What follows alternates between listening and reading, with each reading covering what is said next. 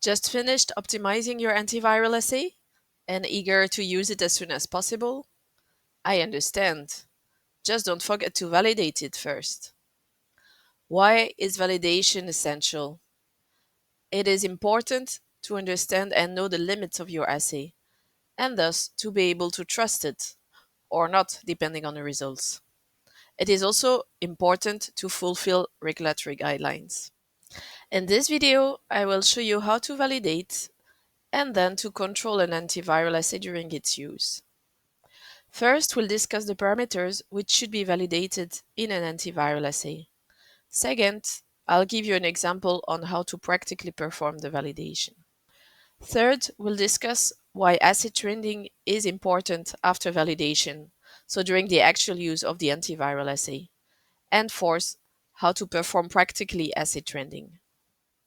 First, let's discuss the parameters that should be validated in an antiviral assay. And the first one is accuracy.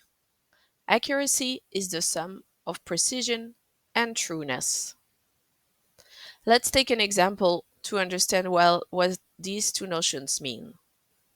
Let's assume that the true EC50 or true concentration of a parameter is depicted here in the middle by the black arrow with a blue background. What is actually measured during the antiviral assay, however, are all the orange dots depicted here on the top left. All these orange dots gather around the mean of the measured value. The dispersion of the orange dots around the observed mean is the precision. It equals to the random error of the assay. On the other hand, the distance between the true target concentration and the mean of the observed values is the systematic error, or trueness of the assay. And the accuracy, or total error, is the sum of the systematic error and the random error. Another important parameter to validate is the range of the antiviral assay. It is also sometimes referred to as sensitivity. It corresponds to the lowest EC50 or the highest EC50 that can be measured by the antiviral assay. So in the example here, the most potent inhibitor can have an EC50 of 10 to the minus 9 molar, while the least potent inhibitor can have an EC50 of 10 to the minus 5 molar.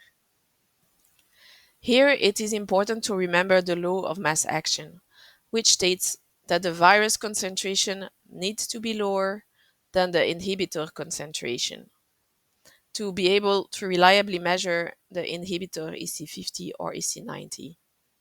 It is usually the case for most cell-based assays because you actually add very little virus in comparison to any other reagent in that assay. However, you need to be careful with biochemical and enzymatic assays. Here, the viral antigen or the viral target are usually in much higher concentrations than for an infection assay, and you can sometimes be in trouble with very potent inhibitors. Next, it is essential to validate the robustness of the antiviral assay, also sometimes called ruggedness. There are many sources of variability in an antiviral assay, and in any assay actually. So try varying virus stocks, cell stocks if you are performing a cell-based assay. Try different plate lots, all the reagents which compose the cell culture medium, so different lots of FBS, different lots of DMSO, different lots of substrate. If you are using or you can use different readout instruments, then try two different ones. So for instance, two different TCAN fluorescence readers or luminescence readers. Another big source of variability are operators. So two different operators performing the same exact assay can have different results. And also incubation times.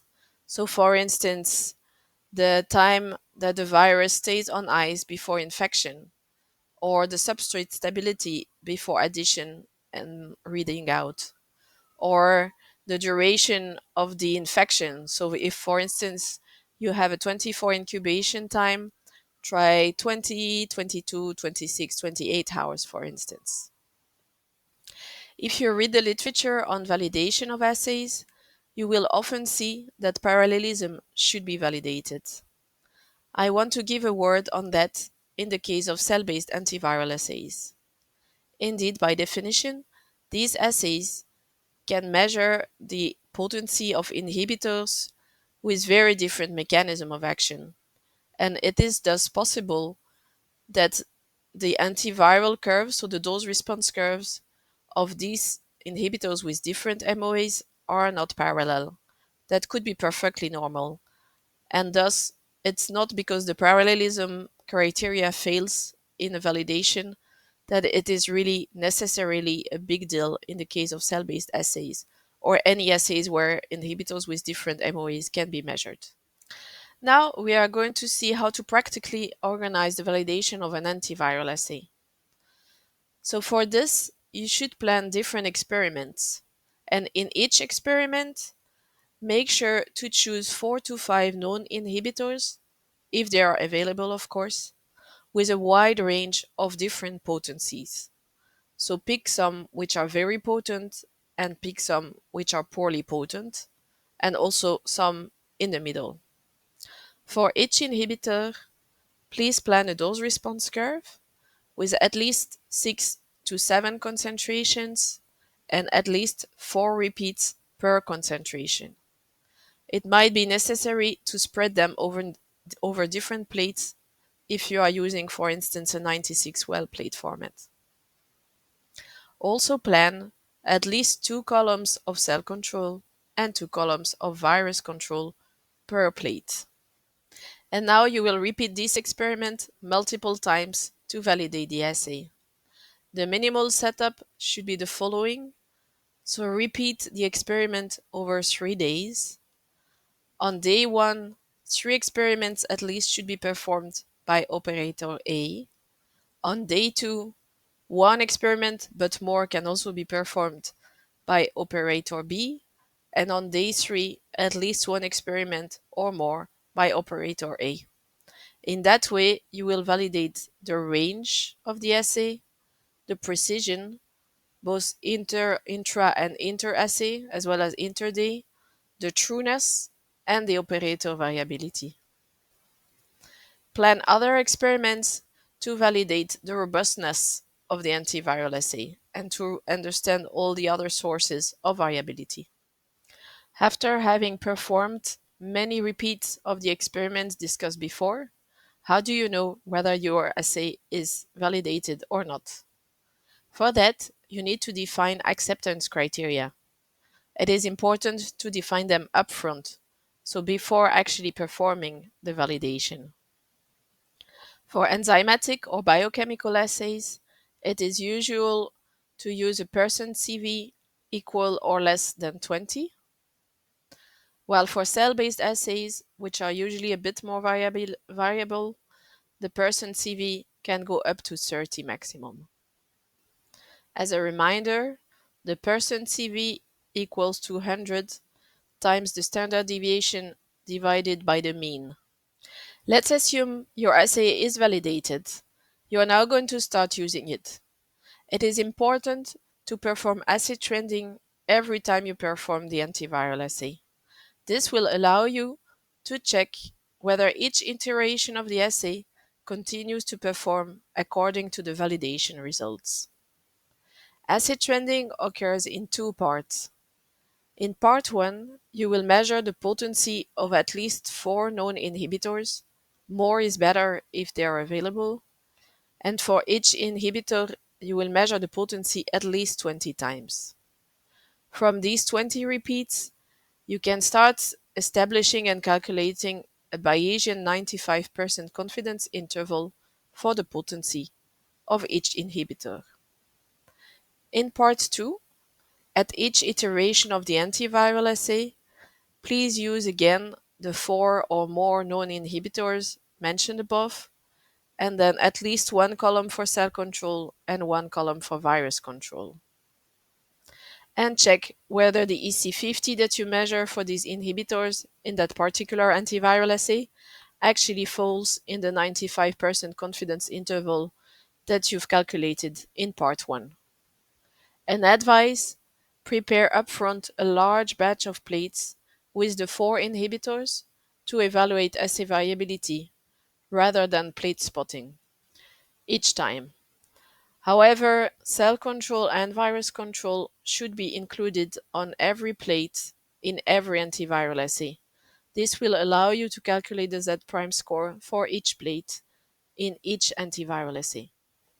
Now, Bayesian 95% confidence intervals are different from the frequentist 95% confidence intervals that you can, for instance, measure with GraphPad Prism.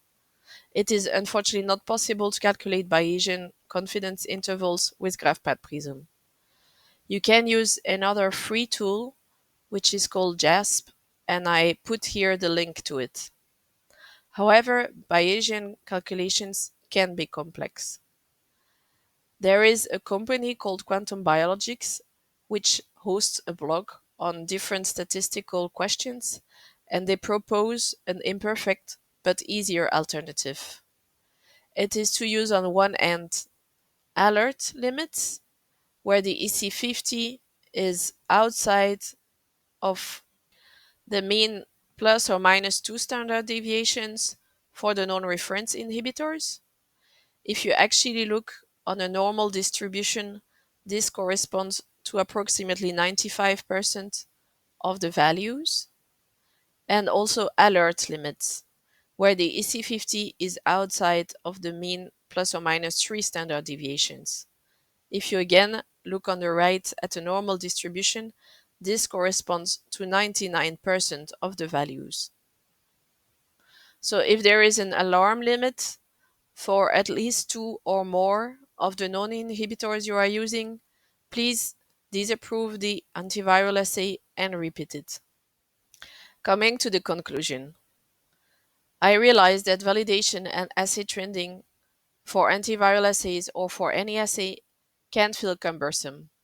However, it is crucial on one hand to understand the limits of the antiviral assay, and on the other hand, to ensure the validity of the results generated. It is also important to fulfill regulatory guidelines. So just plan it. And you, do you have any other advice? Any other parameter which you feel strongly should be validated besides the one I've discussed? Leave a comment.